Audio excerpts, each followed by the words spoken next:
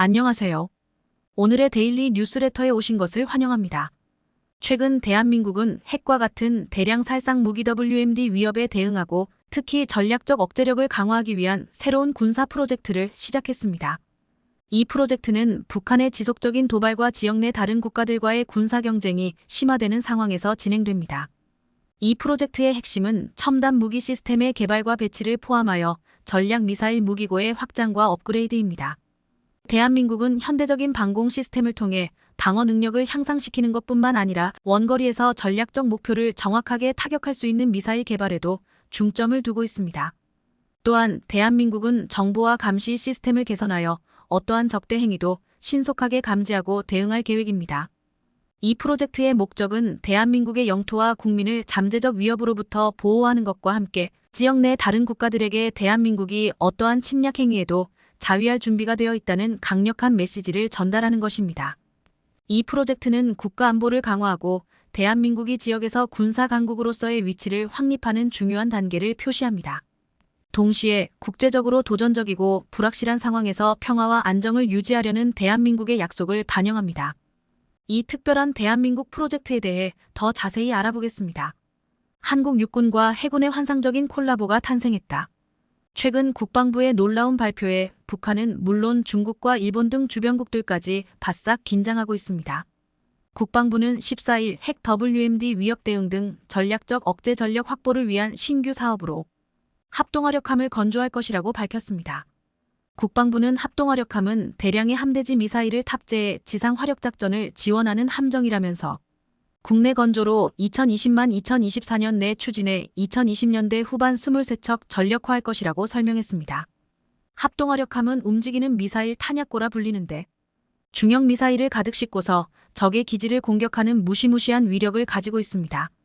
그동안 우리 해군 함정은 거의 수비형에 가까웠기 때문에 공격용 함정이 필요하다는 지적이 꾸준히 제기되어 왔습니다. 이 때문에 최근 북한의 도발에 맞서 우리 군은 북한이 미사일을 쏘기 전에 선제 타격을 하는 시스템을 구축하고 있는데 그 핵심이 합동화력함이라는 것입니다. 우리 군이 만들려고 하는 합동화력함은 배수량 6,000T급의 차기 구축함 KDDX 정도의 규모가 될 것으로 알려졌는데 여기에 사거리 1000km급의 해성이 함대지 미사일과 사거리 200km급의 전술함대지 유도탄, 현무 이지대지 탄도탄 등 100여 발을 탑재할 것으로 전망되고 있습니다. 이렇게 100여 발로 무장한 합동화력함은 떠다니는 미사일 기지로 북한 내륙의 핵심 시설을 순식간에 초토화시킬 수 있을 것으로 보고 있습니다. 결국 그동안 무시무시한 미사일 개발에 열을 올렸던 한국이 떠다니는 배의 미사일을 장착해 강력한 육군의 미사일 무기와 해군의 콜라보가 성사되었다고 했습니다. 그런데 오랫동안 일각에서는 천조국 미국도 포기한 합동화력함에는 치명적인 약점이 있다고 했습니다. 미 해군은 일명 아스널 10으로 불리는 합동화력함을 오랫동안 추진해왔는데 이것이 적의 공격에 취약하고 다목적 능력이 부족하다고 판단해서 포기했다고 했습니다. 이 때문에 미국이 하지 않은 것을 한국이 하게 되면 결국 적의 공격 표적물이 되는 게 아니냐는 우려의 목소리가 나왔습니다. 하지만 합동화력함을 가지고 하려는 한국과 미국의 목표는 전혀 다르다고 했습니다. 미국 함정은 장거리 대양항해를 해야 하지만 한국이 아스널 10을 만들면 작전거리는 1000km 이내의 연안함 수준입니다. 평소에 한국의 지상 방공망이나 이지스함의 방공망의 보호를 받다가 작전 시에는 적국의 기지 근처로 가서 수십 발의 미사일을 집중 투하할 수 있다는 것입니다. 현재 북한이 지상에 이동식 발사대와 전투기가 있는 우리 공군 기지를 노리고 있어 공격에 취약하지만 바다에 떠있는 합동화력함의 경우 계속 이동하기에 북한이 이를 포착하기도 어렵고 공격할 수단도 마땅치 않습니다. 북한의 디젤 잠수함은 계속 이동하는 해군 함정을 추적하기에는 너무 느리고 잠수 성능도 부족하다고 알려져 있습니다. 또한 만약 이 합동화력함이 공격을 당해도 항공모함이나 이지스함보다는 피해가 적은 것으로 알려져 있습니다. 합동화력함에는 구축함 등에 들어가는 값비싼 센서 등 첨단 장비가 불필요하기 때문에 상대적으로 저렴한 가격에 만들 수 있다고 했습니다. 이 때문에 일각에서는 합동화력함이 가장 경제적인 선택이라고 말하고 있습니다. 또한 한반도에서 전쟁이 나면 초반에 대량 화력을 퍼부어야 하는데 지금 이동식 발사대는 트럭 1대당 미사일 2발을 운용해 동시 대규모 발사가 힘들고 공군이 보유한 타우러스 공대지 미사일도 F-15 전투기 1대당 2발을 실을 수 있는데 60대의 F-15K로 수천 개의 목표물을 제압하는 데는 너무 많은 시간이 걸린다고 했습니다. 하지만 합동화력함에는 한 척당 대략 100발 이상의 순항미사일을 탑재할 수 있고 우리 해군이 운용 중인 광개토 2 및 광개토 3에도 각각 수십 발의 순항미사일을 탑재할 수 있으니 일거에 적을 미사일로 급습하는 데는 제격이라는 것입니다. 총 3대의 합동화력함을 만들게 되면 300발의 미사일로 순식간에 적의 기지를 초토화시킬 수 있습니다. 전문가들은 합동화력함이 도입되면 동해와 서해에 떠 있으면서 북한의 핵심 시설과 전략 목표를 타격할 수 있기 때문에 강력한 억제력을 발휘할 것으로 전망했습니다. 그런데 일각에서는 북한뿐만 아니라 중국과 일본을 상대로도 큰 억제력을 발휘할 것이라고 했습니다. 그동안 육군에서는 절대적으로 밀리지만 해군력에서는 압도한다는 일본에게 한국이 만든다는 합동화력함은 위력적으로 보일 수밖에 없습니다. 일본은 최근 공개한 외교청서에 독도가 일본의 고유의 영토라며 한국이 불법 점거하고 있다고 주장했습니다. 일본이 외교청서에 이러한 주장을 6년째 하고 있는 상황에서 일본의 국립전시관에 올린 홍보 영상에서는 독도를 두고 지금은 갈 수 없지만 너희 시대에는 꼭 갈 수 있게 될 거야 라고 말해서 논란이 되었습니다. 이러한 왜곡된 역사관을 지닌 일본 정부는 야심을 버리지 않고 있기에 언제든 적이 될 수 있다고 말하고 있습니다. 그런데 일본에서는 대놓고 한국이 우리를 적으로 보는 게 아니냐고 의심스런 눈초리를 보낸 바 있습니다. 과거 2019년 한국의 해군력 증강이 일본을 가상의 적으로 여기는 게 아니냐고 한 일본 언론이 대서특필했습니다. 당시 일본 매체 JB 프레스는 한국이 만들고자 하는 항공모함은 일본에 심각한 위협이 될 수 없다고 하면서 오히려 미사일을 대량 장착한 통합화력함이 큰 우려가 된다고 표현했습니다. 한국은 다량의 탄도미사일과 지상공격 장거리 순항미사일로 무장한 지상공격 전함을 만들려고 한다며 특히 현무 30미사일을 여기에 달면 일본에게는 상당한 위협이 될 것이라고 했습니다.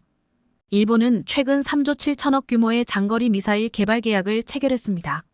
지난 12일 아사히 요미우리 신문 등에 따르면 일본 방위성은 적의 사정권 밖에서 공격할 수 있는 이른바 스탠드 오프 원거리 타격 미사일 개발 생산을 위한 사건의 계약을 미쓰비시 중공업과 체결했다고 발표했습니다.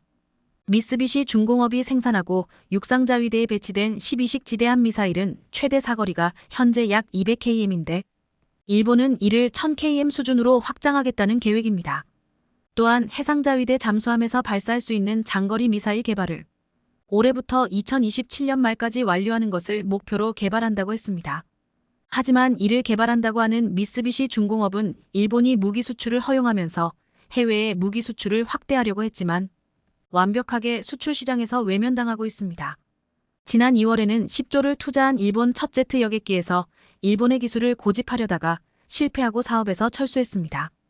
과거 2차 세계대전 주요 무기를 생산했던 미쓰비시 중공업의 최근의 행보를 보면서 미사일 개발이 제대로 이뤄질지 의문을 보내고 있습니다. 또한 한국은 통합화력함 외에도 새로운 러브콜을 받아서 화제가 되고 있습니다. 우리 정부가 미국의 항공기 제조 전문 업체이자 주요 방산업체인 보잉과 미래전에 대비한 게임 체인저급 무기체계 연구 개발에 나선다는 것입니다. 방위사업청은 13일 보잉과의 MOU 체결을 맺고 연내 인공지능 AI 무인 체계 게레이저 등 4차 산업혁명 기반 신기술을 활용한 미래 전장 핵심 전력 중심의 프로젝트를 선정해 추진한다고 했습니다. 방사청은 보잉과 함께 미래전에 대비한 무기체계를 공동 연구 개발해 국방기술 경쟁력을 확보하고 방산 수출 확대의 선순환 구조를 마련하려는 것이라고 밝혔습니다.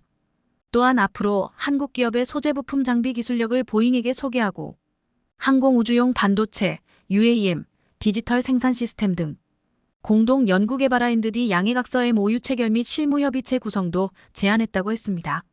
이렇게 한국과 보잉이 손을 잡은 것은 최근 한국이 순수기술로 개발한 KF-21전 투기의 영향이 적지 않다고 보고 있습니다. 또한 KAI와 미국 록히드 마틴이 함께 만든 FA-52 전 세계 시장에서 팔리고 최근에 미국 경전 투기 시장까지 노리고 있는 상황도 무시할 수 없다고 했습니다. 또한 지난 13일 캐나다 왕립해군이 약 59조 원을 들여 한국의 잠수함 12척을 구매 제안을 해왔다고 했습니다. 캐나다는 현재 영국 해군으로 구매한 잠수함 4척을 보유하고 있는데 유지 보수 비용으로 2조 원 이상을 쓰고 한 척은 지난 5년간 한 번도 출항을 하지 못했습니다. 이에 캐나다는 잠수함 교체에 나서면서 한국산 잠수함이 캐나다군의 조건을 맞출 수 있는 잠수함이라고 판단했다고 했습니다. 한국의 방산은 이미 전 세계 방산 시장에서 엄청난 도약을 이뤄내어 세계 최강 미국의 방산 기업들이 손을 잡으려 하고 전 세계 국가들은 지금 한국의 무기들을 찾고 있습니다. 대한민국 해군은 광복 이후 1948년에 최초로 만들어졌습니다. 해군 창설 당시 제대로 된 전투함 하나 없었고 그나마 유일하게 있었던 군함은 일본이 패전 후 완성하지 못하고 버리고 간 배뿐이었습니다. 우리는 기술진을 총동원해 이배를 진수하여 단순히 경비정의 역할만 수행할 수 있었습니다. 우리 해군은 자체적으로 군함을 건조할 기술이 없었고 군함을 살 돈도 없었습니다. 당시 손원일 제독은 해군 장병을 대상으로 모금운동을 벌였습니다. 장교는 월급의 10%, 상사, 원사는 7%, 하사관과 수병은 5%를 급여에서 각출해서 모금운동에 동참했고 손원일 제독의 부인인 홍은의 여사를 중심으로 해군분인회가 조직되어 바자회와 삭바느지를 통해 전투함 구매 비용에 보탰습니다. 이 운동은 전 국민에게 확산되어 4개월 만에 1만 5천 달러를 마련했습니다. 결국 이 돈과 정부의 지원금 4만 5천 달러를 합해서 미국의 해양대학 학생 실습용으로 사용 중이던 화이트 헤드호를 구매하게 되었습니다. 1950년 우리 해군은 이 대한민국 최초의 전투함을 백두산이라고 이름을 붙이고 무기를 장착했습니다. 백두산이 만들어지자마자 곧바로 6.25 전쟁이 일어났습니다. 백두산함은 한국 해군의 약점을 이용해 부산을 점령하려던 적군함을 격침시켰습니다. 만약 백두산함이 없어 북한군이 부산 상륙을 성공했다면 전쟁의 양상은 바뀌었을 것이라고 말하고 있습니다. 이후 백두산함은 인천 상륙작전 등 다양한 중요한 전투에 참전하여 전과를 올리게 되었습니다. 우리 힘으로 전투함을 만들지 못하던 가난한 시절, 우리 국민들은 마음을 한데 모아 백두산함을 만들었고 이 백두산함은 북한군의 위협을 막아내며 우리의 자유를 지키는 데 큰 공헌을 한 것입니다. 이렇게 지켜진 자유는 70년이란 시간을 거쳐서 한국을 놀라운 발전과 성장을 하게 만들어 주었으며 이제는 대한민국은 초계함, 이지스함, 잠수함, 상륙함 등 다양한 작전 수행이 가능한 군함을 보유하게 했고 자체 건조 기술까지 보유한 세계적인 해군 강국이 되게 해주었습니다. 한국은 전쟁 이후 폐허가 된 땅에서 치열하게 일하며 전 세계 유례없는 경제 발전을 이뤄오며 조선업의 급격한 성장과 무기 제조 기술의 개발로 우리 힘으로 전투함을 만들고자 했습니다. 이로 인해 1970년 해군의 전력 증강 사업 울곡 사업이 추진되면서 현대중공업은 1980년에 최초의 한국형 호위함 울산함을 만들었습니다. 또한 대우조선해양은 1983년 초계함 만양함을 만들었고 이후 우리의 기술은 더 발전하여 구축함, 초계함, 군수지원함뿐만 아니라 잠수함까지 만들며 놀라운 기술력을 보여주었습니다. 우리의 군함 기술력은 전 세계에 알려지며 놀라운 수출 실적을 세웠습니다. 2013년 대우조선해양은 바이킹의 후예라고 불리는 노르웨이의 역사상 최대 규모의 군함인 신형군수지원함 사업을 수주했습니다. 전통적인 해양 강국이었던 노르웨이의 군수지원함을 수주한 것은 놀라운 업적이었습니다. 노르웨이는 6.25 전쟁 당시 유엔군의 일원으로 우리나라에 병원선과 의료진을 파병했습니다. 이제 우리나라는 병원선 기능도 갖춘 군수지원함을 노르웨이에 수출하게 되며 감격스러운 순간을 맞이했습니다. 공교롭게도 노르웨이와 계약을 맺은 시기는 6.25 전쟁 60주년이 되는 해였습니다. 이에 노르웨이 국방장관은 6.25 전쟁 정전 60주년을 맞은 올해 노르웨이 해군 사상 최대의 군함을 대우조선해양에 발주하게 된 것은 매우 역사적인 일이다. 이번 계약을 시작으로 양국 관계는 한층 더 가까워질 것으로 기대한다. 고 말했습니다. 대우조선해양의 군함 수출은 이것이 처음이 아니었습니다. 2012년 3월에는 세계 최초로 영국 해군의 군함을 수출하며 전 세계를 놀라게 만들었습니다. 전통적인 군함 건조 강국이자 한때 대영 제국이라 불리며 전 세계의 바다를 장악했던 영국이 국내 조선사에게 1조 원에 달하는 군함 제조를 맡긴 것은 믿을 수 없는 일이었습니다. 이 소식이 전해지자 영국 내부에서는 큰 반발이 일어났습니다. 영국 일간지서는 근대 해군 및 조합의 원조 국가로 꼽히는 영국이 아시아의 변방 한국에서 군함을 수입해 사용한다는 사실이 영국인들에게 큰 충격을 줬다고 전했습니다. 영국 조선업계 노조들은 막판까지 영국의 함정은 영국 조선업체가 수주해야 한다며 반발한 것으로 알려졌습니다. 또한 이 기사에 영국의 네티즌들은 과거 세계 최강 해양국이 어디였는지 생각해보라며 영국이 한국배를 산다는 것이 거짓말 같다고 했습니다. 또 다른 네티즌은 영국 기업은 최종 입찰에 참여조차 못했다는 것이 더욱 놀랍다며 국익을 생각해 영국 업체와 계약해야 하는 것 아니냐고 비판하기도 했습니다. 영국 조선노조 GMB는 성명을 통해 다시 한번 영국 세금이 외국으로 나가게 됐다며 영국 정부는 이번 군수지원함이 영국에서 건조될 수 있도록 컨소시엄을 고려할 수 있었을 것이라고 아쉬움을 밝혔습니다. 대우조선해양은 영국 군수지원함 수주를 놓고 현대중공업, 이탈리아의 핀칸티에리 등과 치열한 경쟁을 벌였습니다. 영국 해군은 세계 최고의 기술력을 갖춘 국내 조선업체 2곳으로 후보자를 압축한 뒤 한국을 방문해 이들 업체의 조선소를 실사한 것으로 알려졌습니다. 결국 영국 해군이 한국의 조선사를 선택한 것은 세계적인 기술력을 가졌기 때문이었습니다. 이듬해 노르웨이 군수지원함 수출도 대우조선해양의 역량에 깊은 인상을 받은 영국 국방부가 노르웨이 정부에 적극 추천한 덕분이라는 평가도 있었습니다. 이 같은 영국과 노르웨이에서 인정받은 한국은 세계 군함 수출 시장에서 새로운 강자로 알려졌고 전 세계 관계자들을 놀라게 하며 거침없이 질주했습니다. 대우조선해양은 2011년 12월 대한민국 최초로 해외에 국산 잠수함을 수출한 바 있었습니다.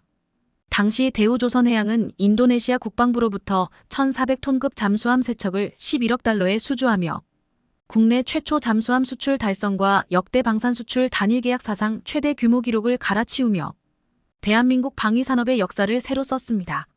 당시 대우조선해양은 인도네시아 잠수함 사업 수주에서 재래식 잠수함에 있어선 세계 최강국인 독일과의 경쟁에서 이겼습니다.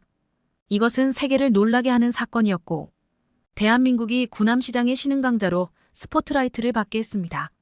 또한 2013년 8월 대우조선해양은 엄청난 수주를 따냈습니다. 태국에서 최대 규모의 전투함을 수주한 것입니다. 수주 금액은 5,200억으로 이는 태국 해군 역사상 최대 규모의 국방계약이었습니다. 태국 해군 프리기탐 입찰에는 기존 함정 건조 강국인 스페인과 이탈리아 등도 참가해 치열한 경쟁을 벌였지만 최종 대우조선해양이 낙점되었습니다. 태국은 3,700톤급인 이 함정의 레이더에 잘 잡히지 않도록 스텔스 설계를 하고 대함 대공 미사일, 헬기 등으로 무장할 계획이라고 했습니다. 지난해 태국은 한국과 지소미아를 체결했는데 이것은 태국이 한국에 주는 선물이라는 평가가 나왔습니다. 태국과 지소미아 이야기는 10여 년 전부터 나오며 우리 측이 요청해왔으나 태국 측은 큰 관심을 가지지 않았습니다. 지소미아 체결의 이유는 군사동맹으로 작전 정보를 주고받기 위해서도 있었지만 상대국의 군사 수요를 파악하려는 목적도 있었습니다. 이 때문에 한국 정부는 태국군의 장비 수요 정보를 알고 싶어 했지만 태국은 이에 선뜻 응하지 않았습니다. 하지만 2018년에 한국에게 대구급 기반의 호위함을 전달받았고 몇 차례 한국산 무기를 수입하면서 신뢰가 쌓이기 시작했습니다. 결국 이 같은 신뢰로 인해 태국은 한국과 지소미아를 체결하게 된 것입니다. 태국은 한국이 만들어준 호위함에 태국인들이 가장 존경하는 인물 중 하나인 전국왕 라마구세의 이름을 따 푸미폰 아두냐댓이라고 이름을 지었습니다. 방산업계의 한 관계자는 남중국해 패권 문제를 두고 태국은 미국과 중국의 러브콜을 동시에 받고 있다라며 태국 입장에선 미국도 중국도 아닌 한국산 무기 구매가 정치적 측면에서도 부담감이 덜할 것이라고 내다봤습니다. 또한 지난달 10일 뉴질랜드에서는 감격스러운 광경이 펼쳐졌습니다. 한국의 현대중공업이 건조한 뉴질랜드 최대 규모 군수지원함이 전달되었는데 이를 본 뉴질랜드 수병과 장교들은 믿기지 않을 정도로 환상적이라고 표현했습니다. 한 해군 직원은 이것은 뉴질랜드 해군이 보유한 가장 큰 배이며 자연재해가 발생할 때마다 태평양에서 유명한 선박이 될 것이라고 말했습니다. 데이비드 프록터 제독은 이 배는 뉴질랜드의 환상적인 능력을 대표한다며 우리의 선박과 파트너의 선박에 바다에서 연료를 공급하고 뉴질랜드를 보호하고 유지하는 능력을 보여줄 것이라고 기대했습니다.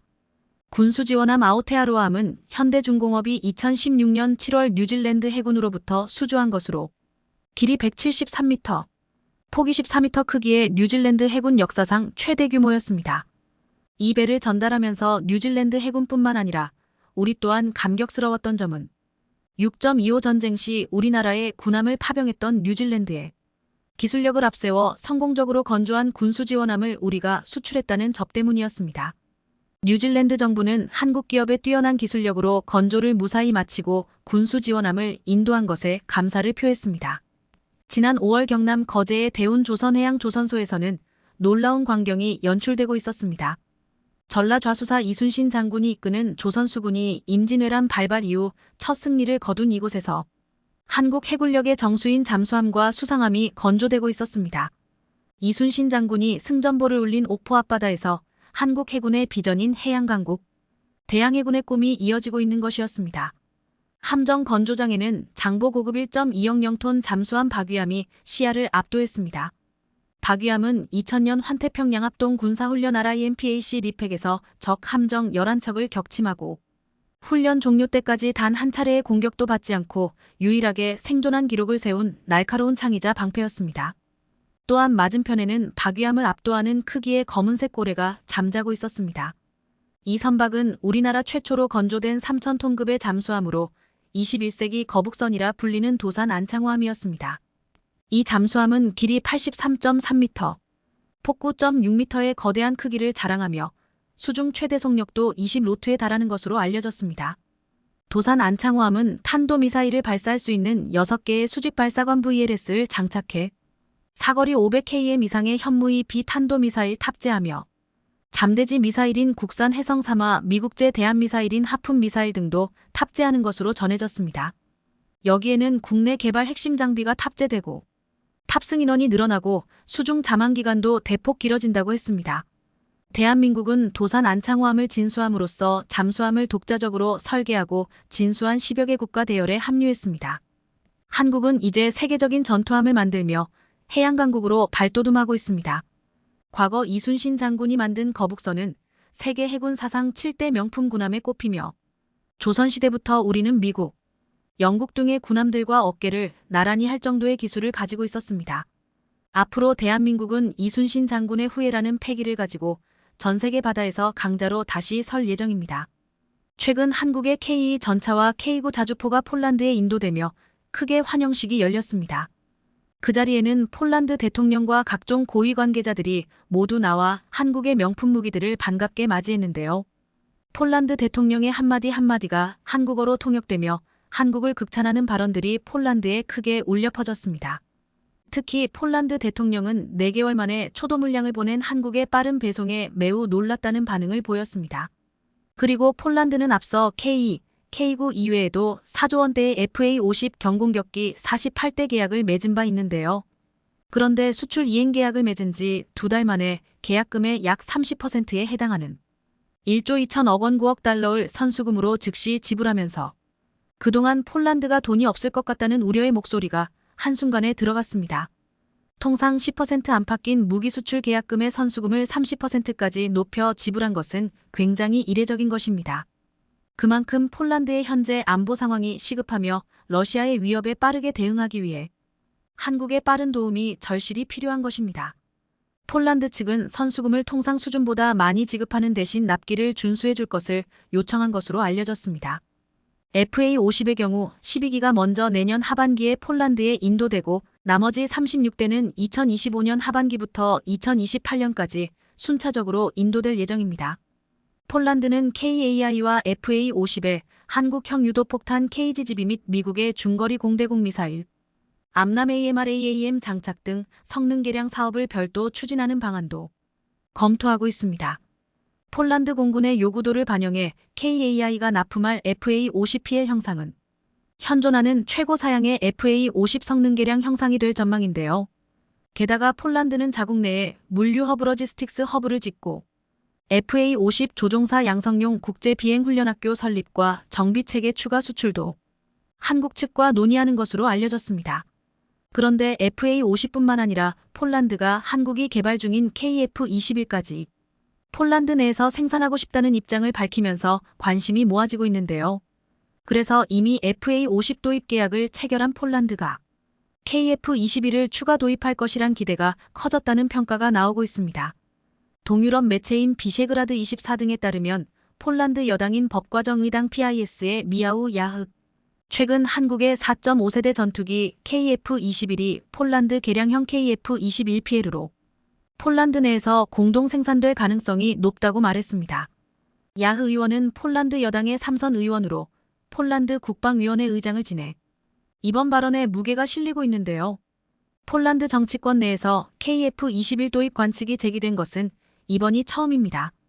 이와 관련해 KF-21 제작사인 KAI는 아직까진 회사와 협의된 내용이 아니다라고 밝혔지만 폴란드의 현재 태도와 입장으로 봤을 때 충분히 가능한 시나리오입니다.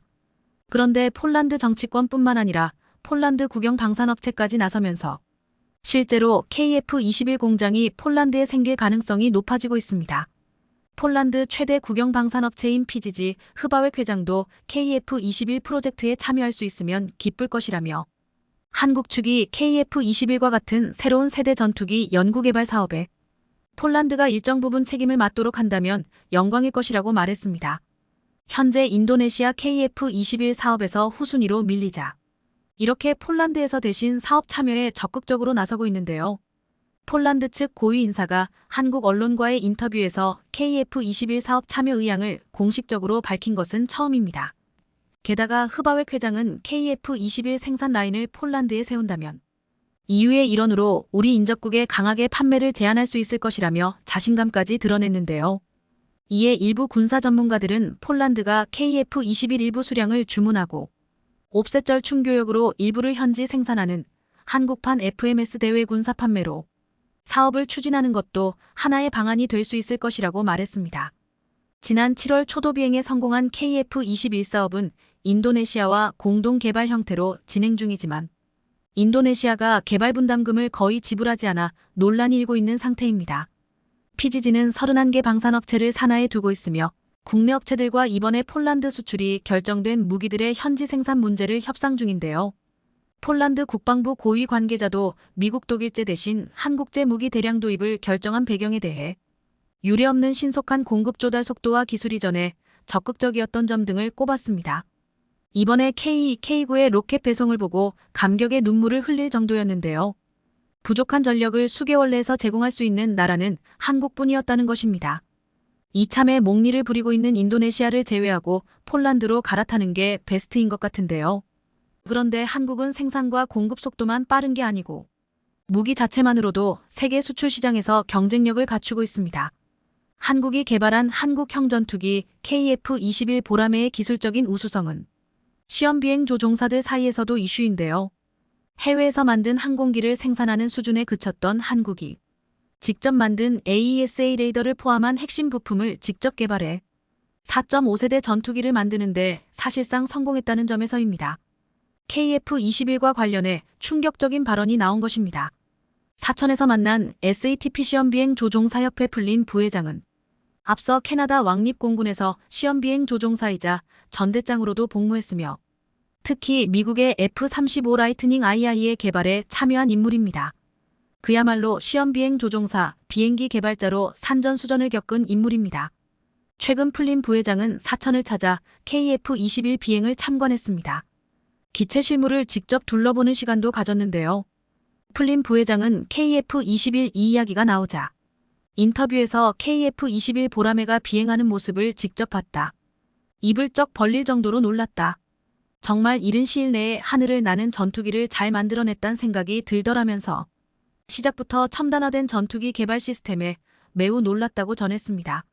그리고 그는 시험 비행이 이루어지는 미션 컨트롤룸에 들어갔는데 록히드 마틴에서 봤던 컨트롤룸처럼 멋진 모습이 눈길을 끌었다면서 기술적인 수준에 있어서 한국도 전투기 개발국으로서 이제 앞서 나가는 국가라는 생각을 할 수밖에 없었다라고 말했습니다. 또 풀린 부회장은 미션 컨트롤룸에 있으면 여러 가지 상황이 생겼을 때 기술진과 시험비행 조종사들이 대처하는 모습을 볼 수 있는데 항공 기술력 수준에서 봤을 때 한국도 어디서 뒤처지지 않는 수준이라고 평가했습니다. 또 함께 사천을 찾은 조지오 클레멘티 ITPS 학교장 겸 SATP 회장은 한국의 기술 레벨이 점차 높아지고 있다면서 높아진 것은 KT-1, T-52 전 세계적으로 판매가 되고 있다는 점에서 이미 보인다고 했습니다. 그는 실제 11년간 한국인 시험비행 조종사들을 가르쳐보면 한국의 기술 수준이 올라가고 있는 것이 눈에 띄게 나타난다고 했습니다. 이들은 특히 KF-21이라는 국산 전투기를 한국이 스스로 개발하고 현재 최초 비행까지 성공시켰다는 것만으로도 자부심을 가져야 한다며 현재는 응원과 관심이 필요한 시점이라고 밝히면서 한국을 치켜세웠습니다. 한편 KF-21은 지난 7월 19일 1호기 첫 비행 성공에 이어 지난 11월 10일에 2호기 첫 비행 성공까지 무사히 마쳤는데요. 그리고 최근에는 KF-21 보람의 시험비행 평가에 핵심 역할을 수행할 개발시험비행 요원 3명도 새롭게 탄생했습니다. 개발시험비행 요원은 신규 연구개발된 항공무기체계 시험비행, 성능평가, 운용 가능성, 안정성 검증 임무를 수행합니다. 공군 52시험평가 전대 52전대는 12월 8일 김일중 대령 전대장 주관으로 2022년 개발시험비행 교육과정 수료식을 거행했습니다. 개발시험비행 교육은 시험비행과 평가를 담당할 항공무기체계 전문가를 양성하는 과정인데요. 수료식에서는 개발시험비행 조종사의 김종배 소령과 백승호 소령진이, 개발시험비행 기술사의 김민섭 소령진이 선발돼 시험비행 자격을 획득했습니다. 수료식을 마친 3명의 개발시험비행 요원은 KF-21 시험비행 평가를 맡을 예정입니다. 이들은 48주 동안 330여 시간의 이론 교육과 120여 소티의 비행 훈련을 거쳐 시험비행 계획부터 자료 획득 분석, 시험비행 기법 등을 교육받았습니다. 모든 교육과정을 이수한 개발시험비행 조종사는 직접적인 시험비행을 담당하게 되는데요. 그리고 개발시험비행 기술사는 시험비행 계획, 자료 획득, 분석 업무와 함께 시험 통제관 테스트 컨덕터를 맡습니다. 특히 이들은 지난달 미 공군 시험비행학교 USAFTPS에서 처음 접하는 항공기를 시험비행하고 항공기 성능 안정성을 분석하는 등 개발시험비행 요원으로서의 역량과 전문성을 검증받았습니다. 개발시험비행 조종사 김소령은 미래 전장을 주도할 KF-21 개발에 일조하고자 개발시험비행 요원에 지원했다며 우리 공군이 최상의 전투력을 발휘할 수 있도록 대한민국 시험비행 분야 발전에 이바지하고 싶다고 각오를 밝혔습니다. 이처럼 KF-21 개발과 비행으로 한국은 세계 8번째 초음속 전투기 개발 국가로 거듭났습니다. 앞으로 남은 시험비행과 평가가 잘 끝나 빠르게 전력화되어 자주 국방과 방산 수출에도 힘을 보태길 기대해보겠습니다. 누가 한국무기가 싸구려라고 했어. 빚좀 내서라도 K무기 구입하자는 외국인들. 연일 한국의 무기들에 대한 내용이 뉴스에서 보도되고 있다. 뭐 그만큼 한국의 무기가 좋으니 구매하겠지만 아무래도 아직은 저렴한 가격이라는 가성비 때문에 구매한다는 생각이 강해. 난 무기에 대해서 잘 모르거든. 도대체 K9 자주포가 얼마나 대단한 무기길래 다들 수조 원을 들여 구입하고 있는 거야? 전문가 있으면 알려줘. 저번 영상에서 알려드렸던 것처럼 폴란드에 이어 루마니아까지 막대한 예산을 들여 K9 자주포와 K2 전차를 구입하기 위해 수뇌부들이 한국을 방문했습니다. 정세가 정세인 만큼 지금 동유럽은 그야말로 한국 무기를 사기 위한 경쟁이 펼쳐지고 있다고 할 수 있죠. 이 외에도 인도나 사우디 등 전 세계에서 한국 무기 수입 관련 뉴스가 전해지고 있습니다. 그런데 여기에 항상 등장하는 이름이 있는데요. 그건 바로 K9 자주포입니다. 생각보다 한국은 전차와 자주포뿐만 아니라 권총과 소총 그리고 탄약과 포탄까지 매우 다양한 분야에서 무기를 수출하고 있지만 그래도 한국을 대표하는 무기는 바로 K9 자주포라고 할 수 있죠. 그렇다 보니 외국인들 역시 도대체 저게 얼마나 대단한 무기인지에 대한 궁금증이 생길 수밖에 없는 것입니다. 이쯤 되면 한국인들 입장에서도 진짜 K9 자주포의 성능이 얼마나 대단한 거지? 라는 궁금증이 생기기도 합니다. 일단 자세한 스펙을 설명하기 전에 가격만 놓고 봐도 기존에 유명했던 미국이나 독일의 무기들과는 비교할 수 없는 위치에 속하고 있습니다. K9 자주포 하나의 가격은 약 40억 원 정도로 알려져 있는데요. 이번에 루마니아가 함께 구매를 고려하고 있던 독일의 제식 자주포인 PGH-2000가 대략 대당 160억 정도니 4분의 1 수준에 불과한 것이죠. 그리고 가장 유명한 미국의 자주곡사포 M109의 경우 240억 원이 넘는 걸로 알려져 있습니다. M109 하나를 살 가격으로 K9 자주포 무려 6문을 구매할 수 있으니 당연히 K9 자주포의 판매가 급증할 수밖에 없는 것입니다. 하지만 일반 생필품이면 모르겠지만 나라와 국민의 안보가 달려있는 무기를 단순히 가격이 저렴하다고 구매할까요? 그건 절대 아닙니다. K9 자주포의 경우 다른 경쟁 모델에 비해 매우 저렴한 편이지만 그에 못지않은 강력한 화력을 보유하고 있습니다. 155-52구 경장 장포신을 채택하고 있어 최대 사거리가 무려 40km을 넘어가고 있으며 고폭탄의 포갑과 파편까지 막을 수 있는 방어력도 갖추고 있습니다. 게다가 자주포의 생명이라고 할 수 있는 속도 역시 미국과 독일의 모델을 앞지르고 있었습니다. K9 자주포의 총 중량은 47T이고 탑승 인원은 5명인데요. 그럼에도 불구하고 최대 속도 60km로 달릴 수 있다고 합니다. 여기에다가 15초 이내 3발이 발사 가능한 급속 발사 속도도 보유하고 있죠. 믿을 수 없겠지만 가격도 저렴한데 성능까지 다른 경쟁 모델들을 압도하고 있으니 무기 보충이 하루가 시급한 나라들 입장에서는 구매하지 않을 이유가 전혀 없는 것입니다. 실제로 K9 자주포는 세계 자주포 수출 점유율 60%를 차지하고 있다 합니다. 미군에 탄피를 주어서 생계를 유지하던 나라가 불과 70년 만에 세계 점유율 60%를 차지하는 자주포를 만들어내고 있으니 한국인으로서 뿌듯하기도 하고 또 여전히 믿겨지지 않기도 하는데요. 폴란드를 통해 많이 화제가 되고 있어서 그렇지. 이미 K9 자주포는 세계 시장에서 왕자 노릇을 하고 있었습니다.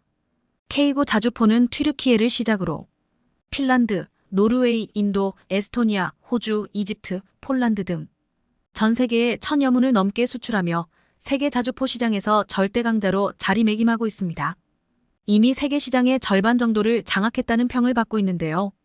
폴란드 수출 물량이 더해지면 점유율은 68%까지 오릅니다. 자주포의 단순 스펙도 스펙이지만 무엇보다 북한과 대치하고 있는 안보 상황에서 대부분의 무기들을 실전 배치하고 있다는 점도 한국의 무기 구입을 원하는 국가에서는 안심할 수 있는 부분이라고 할 수 있습니다. 한국 육군은 총 1170문의 K9 자주포를 운영하고 있는데 다른 나라의 자주포 현황을 보게 되면 미국 M109 자주포 2239문, 러시아 ES-19 자주포 1734문, 중국 PLG-45 자주포 1062문 정도입니다.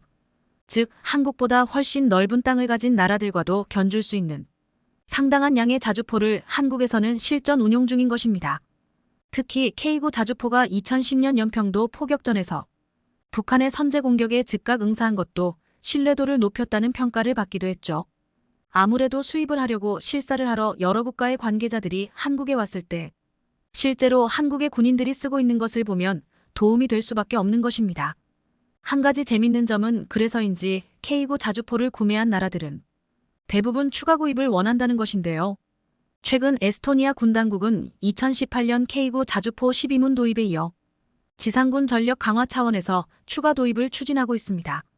지난 10일 현지 공영방송 ERR과의 인터뷰에서 K9 자주포 12문을 추가로 구매하기로 결정했다며 이는 에스토니아 방위군의 선봉을 더욱 강력하게 만들 것이라고 밝히기도 했죠. 에스토니아가 추가 도입을 추진하는 건 결국 군사력 강화에 K9 자주포가 매우 큰 역할을 했다는 평가 때문이었습니다.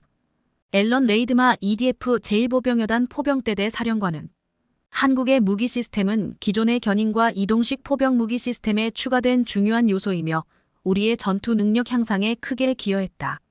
최근 인도 역시 고산지대이자 중국군과 분쟁 지역인 라다크에 K9 자주포를 배치한 이후 100문을 추가로 배치할 예정이라고 하는데요.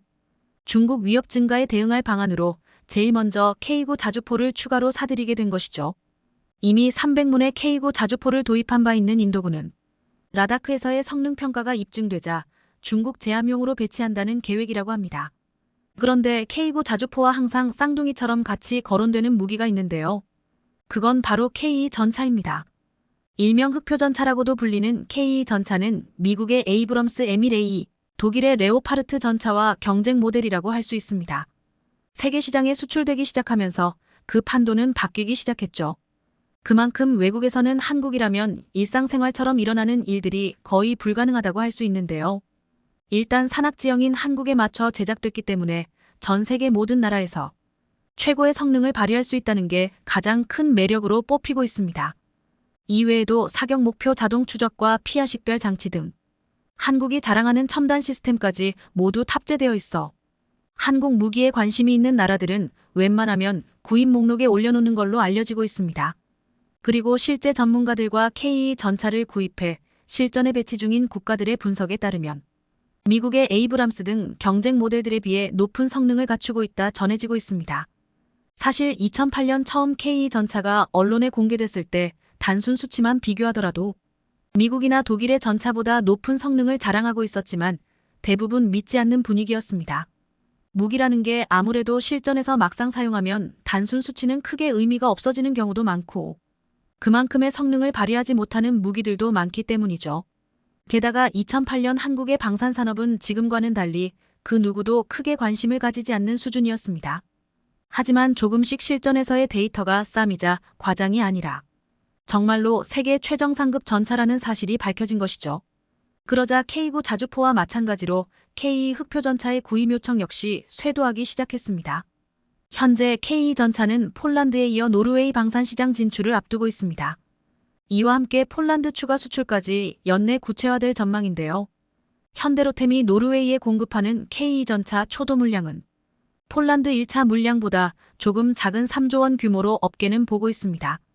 이제 한국의 무기들은 수조 원의 규모가 보통일 정도로 그 영향력이 커진 것입니다. 노르웨이에 전차를 공급하는 수주 경쟁은 올해 초부터 이어졌었는데요. 아직까지 K2 전차를 의심하고 있던 외국인들은 K2 흑표 전차와 독일 KMW 레오파드 전차가 치룬 통계시험 평가에서 K2 전차가 독일의 전차를 누르고 우수한 평가를 받았다는 소식에 의심을 거둘 수밖에 없었죠. 이처럼 현대로템이 연내 수주에 공들인 프로젝트가 이건이 있는데 하나는 최대 800대 규모에 달하는 폴란드 추가 수출이고 또 하나가 바로 노르웨이 K2 전차 수출건이었죠. 두 계약을 합친 수주 규모는 무려 약 20조 원에 달할 전망이라고 하는데요. 결국 한국의 무기가 뛰어난 실전 활용성을 갖추고 있지 않았다면 결코 이뤄낼 수 없었던 성적이 아닐까 싶은데요. 그럼 지금부터 한국을 대표하는 K9 자주포와 K2 전차에 대해 외국인들은 어떤 반응을 보여주고 있는지 자세히 소개해 드리도록 하겠습니다.